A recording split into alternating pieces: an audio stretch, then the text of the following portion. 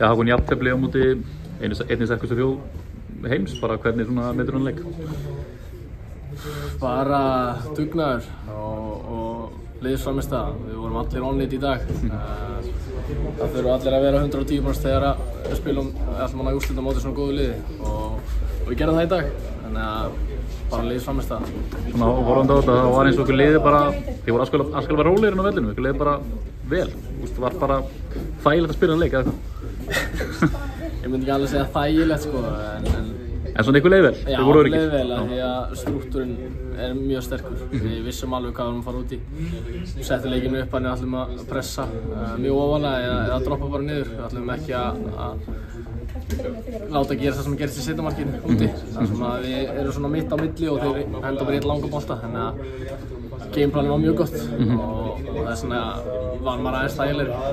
Þeir taka svona fyrsta korter 20 í seinni, taka þeir þetta aðeins yfir ára en þeir komið aftur tilbaka. Fannst þér eitthvað svona ákveðið klikkað í byrjun seinni? Já, við bara náðum ekki að halda hann og vel í hann.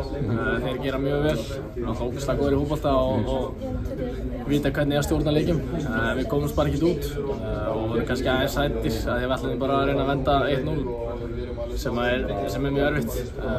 En við gerum mjög vel að komast út úr þessu og skorum strax eftir að þeir skora sem bara gríðarlega mikill karakter hjá okkur.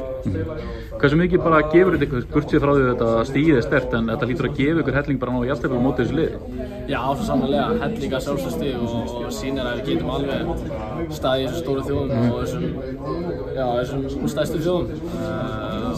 Og sjálfsögði gefur okkur helling að auka orku inn í næsta verkefni sem gefur okkur sénsinn á að komast ennþá áfram. Og það er markmið? Það sjálfsögði. Takk.